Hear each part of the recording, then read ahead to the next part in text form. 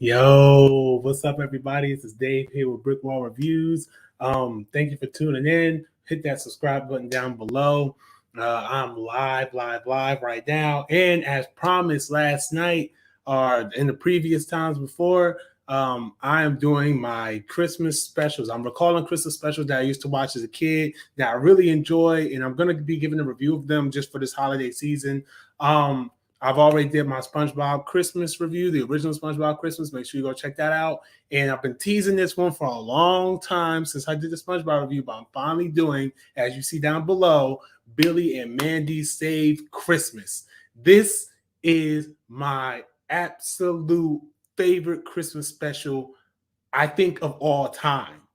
But before I get into talking about it, like I said, subscribe to the channel. Even though I'm wearing a Nickelodeon shirt, I'm talking Cartoon Network. Don't got my Cartoon Network shirt. If y'all want to donate one, though, go ahead, hit up the email, brickwallreviews@gmail, brickwallreviews07@gmail.com. Hit the email, you know what I'm saying, figure out where to send that t-shirt because that boy needs one. But anyway, check out our review that we did last night was on Hawkeye, so make sure you guys check that out. And yeah, I think that's all I got to say. So getting into it, Billy and Mandy Save Christmas. This is, first of all, as y'all know, I'll pull up my information as I talk. But first of all, this was one of the hardest Christmas specials to find. I thought it would have been on HBO Max with all the other Christmas specials. Oh, no, with all the other episodes of the series. But apparently it's not. It's not there. And there's another Christmas special I wanted to talk about that's also not on HBO Max that I might have to do some hunting for, that I might not have time to do that for. But you know, we'll see. We'll see. But anyway, yeah, so this it wasn't even hard to find. It was just frustrating that I had to go the route to find it that I went. But either way, I was able to watch for a refresher. And this special was released in 2005.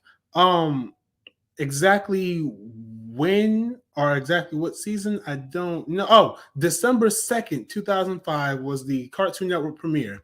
I remember vividly watching that at my dad's house. I remember it came on, and I remember within 5 minutes, I was laughing hysterically because, as many people know, many people who know me, y'all know that I absolutely adore The Grim Adventures of Billy and Mandy. That is one of my favorite Cartoon Network shows of all time. It is definitely in the top 2 of my favorite Cartoon Network shows, and I don't think it's number 2. Ooh, what a rap line, right?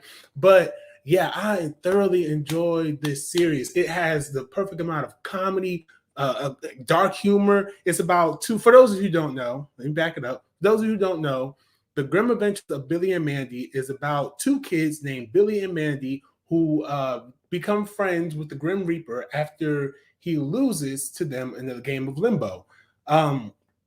He now has to be their friend, their best friend, and borderline servant for all of eternity. The premise right there sounds crazy. I remember there was a lot of controversy.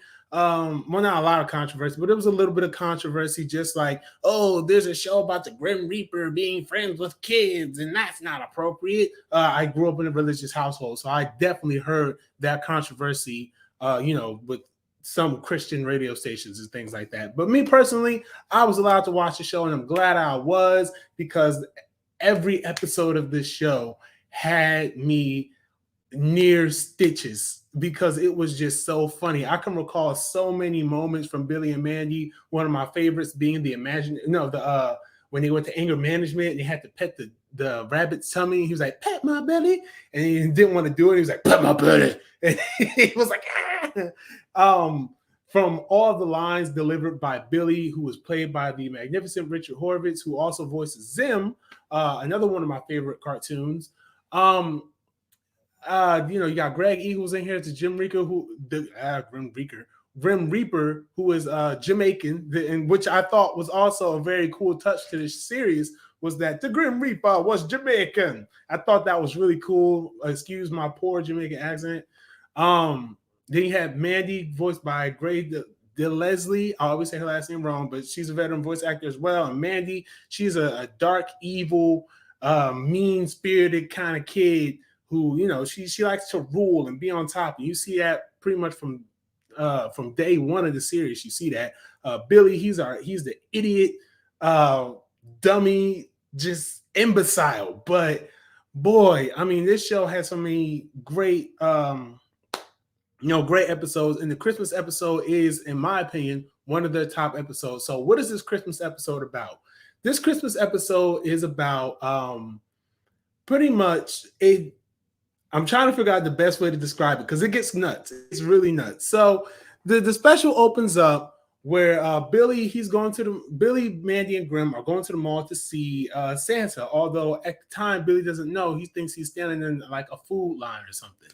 So he gets excited, gets up there, and it's not really Santa. It's their neighbor, General Scar, dressed up as Santa for the mall. And of course, when they find that out, all hell literally breaks loose at the mall. The mall ends up burning down. So Mandy doesn't believe in Santa. She doesn't have this bright-eyed, bushy-tailed view on anything, really, but especially not Christmas. She's like, oh, Santa's not real. It's a bunch of hubbub. It's a bunch of corporate stuff just to get people to buy things and believe in something that doesn't exist, essentially.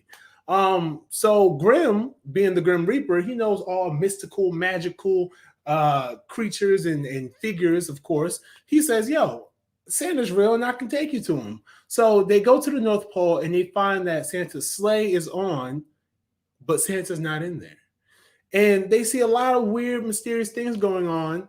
And then they come to find out when they meet Mrs. Claus, which when they meet Mrs. Claus, it has one of my favorite lines in the series, which is, it's okay, everyone. It's just death. And it is hysterical. It makes me laugh every time. I want to go ahead and say right now, there's not one line in this Christmas special that after all the years of me watching it does not make me laugh. Like, I laugh every time I watch this special every year. I laugh so hard at the same lines I've been hearing for years. It's just still funny and refreshing every time. So anyway, getting back to what this special is about. So they meet Mrs. Claus, and Mrs. Claus tells them that Santa has been turned into a vampire. So they have to figure out a way to turn Santa from a vampire back to regular Santa so that they can save Christmas, of course, as in the title. But throughout this journey, they meet a head vampire who is played by a guest voice, but I don't have any of the voice actor information up on that. However, one thing that I will never forget is that Santa Claus is voiced by Gilbert Gottfried. That is, depending on how you feel about Gilbert Gottfried's voice, I thought that was funny. Because all you hear is, ho, ho, ho, it's Santa Claus. And then you hear him doing the vampire noise, like, I want to suck your blood. I want to rip your head off. And yes, they do actually say, I'm going to rip your head off. Yes, Santa Claus, as a vampire, tells the kid he's going to rip his head off. This show is dark. I tell you, this show has a lot of dark humor. But this Christmas special does not go and try to add this magical, mystical Christmas thing to it. It says, yo, Santa's a vampire. And that's what this show would do. That's totally something this show would do. So they go to find the head vampire. And I don't want to spoil the rest of it for you, but there's a head vampire. And when you find out who the head vampire is, you're going to kind of see it coming. You're like, oh, really? And then they do this thing. And, oh, man, it is top notch to me. Like I said, the comedy in this special, there are so many lines. I literally just watched this maybe 25 minutes ago. There are so many lines that I wish I would have because I had to watch it on my phone because I'm not going to say how I found it, but I found it and I was only really able to watch it on my phone. I wish I could have taken notes because of some of the lines that are said, because there are so many lines that every time I see this, they make me laugh. And most of it is in part due to the voice actors. The voice actors, you can tell they really love these characters. They're really comfortable with these characters. And by this Christmas special, they have gotten so deep into their characters that they do amazing performances, man. And I mean, I'm thinking of one now when Billy's like, Santa, Santa, Santa. It's just the way he says it. It makes me laugh. When he sits on Mall Santa's lap, he starts speaking super fast, which, I mean, I applaud Richard Horvitz anytime he does a voice role where he speaks like mad fast, and Billy speaks so fast a lot of the times is always saying something ridiculous. And he's telling Santa what he wants. He goes, "I want a peg leg, battery power, battery charger, third nipple." It's so many crazy stuff he says that he wants, and then he just breaks off into this tangent like, and you like my weirdo neighbor, that guy's a real freak monkey. And then like the mall Santa's like, have you been relieving yourself on me this whole time? To which Billy responds, well, it is the season for giving. I mean, there are lines and scenes like that. I know I just went through a scene like a little nerd, but I am a nerd. But there are lines and scenes like that throughout this. I'm not even sprinkled, blatantly put throughout this special that are just so funny and so interesting to watch. Which is really why it's on like my list of Christmas specials that I always remember and I always try to watch every year. Again, like I said, look at this extra chair just sitting there. I just noticed that. But yeah, so like one of the things, besides it being funny and besides it just being a Christmas spinoff of one of my favorite shows, one of the things I think cements this as a Christmas classic for me is that it takes something like Santa Claus, and I like when specials do this. It does something very unconventional with it. Like, who would ever think to add vampires and Santa together, to make Santa a vampire and then to actually have lore behind why Santa's a vampire. And then, of course, you match it in with these characters that we've been following through the series. It's something almost similar to what The Nightmare Before Christmas does. Why do we love that movie so much? Because it takes two holidays, two vastly different holidays and vastly different celebrations, and mashes them together. You have a skeleton man who dresses like Santa and wants to deliver gifts to people who live in a Halloween town. Like that's insane to think about, but it works so well because those two, the mashing of those two genres is done so well, and it's such an interesting concept that it has it really kind of can't fail. And the same thing is kind of like with this Billy and Mandy Christmas special, in my opinion, is that you mash these two genres together. You have this really strong comedy. I mean, they reference the Rudolph specials, like where the elf that wanted to be a dentist was the first elf to get turned into a vampire. Hilarious. Rudolph's nose is a light bulb that can come off and be replaced by another light bulb nose. I thought that was a really clever joke. And there are even more. There's so many jokes in this and so much humor in it. And I'm gonna be honest. Like there was one year, I think a couple years back, I was like, I'm gonna watch this, but I'm probably not gonna think it's as funny as I used to, and I was wrong.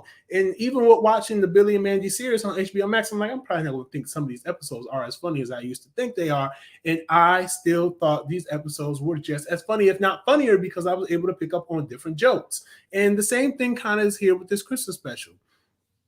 Another thing I really enjoy is that they use the song Round and Round. It's a rock song. I forgot who sang it. I literally was just listening to it. It's like round and round. They incorporate the song into the end of the special. But like before they even really play the song, they're like humming it. They're like, and it's like they're humming it like a Christmas carol. Like it's so funny. It's like I say, it's very interesting. I like it, like I said, because it takes and it mashes two genres together. And not only that, but the humor is not like any pop culture stuff, which the show was never really known that much for pop culture references. A lot of the jokes in here are timeless jokes. They're not jokes that's trying to reach out and comment on something. And I guess pretty much for the same reason the original SpongeBob Christmas special. Well, no, actually, it kind of holds up. Actually, it holds up better, in my opinion, than the SpongeBob Christmas special. Pretty much because, like I said, with the SpongeBob Christmas special, it hinged on like one big moment, which was the song. The song in that episode was the big moment for that episode. And after that, it's like the second half of the episode kind of falls short, in my opinion. But the first half is very strong leading up to the song. Like it's all very strong special at that point. But with the Billy and Mandy one, it's it doesn't just stop when you find out, oh, Santa's a vampire and there's a head vampire and there's a head vampire. Like the stakes are continuously raised, and the character, you get to know the characters. Like if this was your first time watching Billy and Mandy, you would instantly understand these characters and their motivations and their relationships, and even throwing in new characters like Baron von Gulish, who was the head vampire. You with just a little bit of screen time he has, you love the character, especially fans of the series. I was reading just people's reactions, and they said they love it and they love the characters that were introduced. I mean, it's just, you could tell that this special was made just from a place of what's the most insane thing we can do for a Christmas special? What's the most out of the box thing we can do for a Christmas special that, I don't know, people would love? And so that's why I enjoyed this. I mean, like I said, it is a special that I run to every year. I cannot go a Christmas without watching this special. I love it absolutely, and my rating of this special, come on, say it with me. It is a 5 out of 5. I love this special. I cannot think of one thing that I don't dislike, that I don't like about this special. I mean, I love I have no dislikes for this. I honestly don't. And I've been watching this for years, so I would know like if I didn't like something. But yeah, I absolutely love this special. I don't know where you can find it, unfortunately. You can probably look on demand with your cable services or cable provider. You can probably look on demand for it. I don't know if they're going to play it on Boomerang this year. I know they're not playing it on Cartoon Network this year, but they are playing a lot of classic Christmas specials. So definitely keep your eye on the network for that. I don't know where you can find it, but Billy and Mandy Save Christmas. Type it in on the internet, see where you can find it at. Maybe you do. But you didn't hear it from me. But yeah, definitely give it a watch and let me know in the comment section down below what you think of it. That's all I have for you on this special. Now, next week, the next time you see me here doing a Christmas special, which will not be as long of a gap as the SpongeBob one because the Christmas holiday is approaching fastly, or quickly rather. I'm just saying words now. The next special is definitely going to be American Dad, and y'all just wait, because out of all the American Dad Christmas specials, there's one that I love the most, and we're going to do something a little more fun. I'm going to do something fun with that one, but you'll see. So make sure you guys stay tuned for that. But in the meantime, hit that like button down below if you enjoyed this review. Subscribe to the channel if you aren't subscribed already. Thank you for tuning in, y'all. Spider-Man No Way Home, Sunday. I can't wait. Yo, no spoilers. Do not, if y'all seeing this movie early, don't spoil it. I'm seeing it Sunday. I don't care if you see it Thursday or Friday. Don't spoil this movie. I will be here Sunday with a review. I got some guests coming through. We gonna turn this thing up because I'm waiting for this movie. It's gonna be lit. So I'll see y'all on Sunday for the Spider-Man review. But until then, take care. Be on the lookout for another Christmas recap of one of the specials I love growing up as a kid, or even in recent times. I'm cheating with American Dad, but you'll see why. All right, that's all I gotta say. I said peace like 5 times. So good night.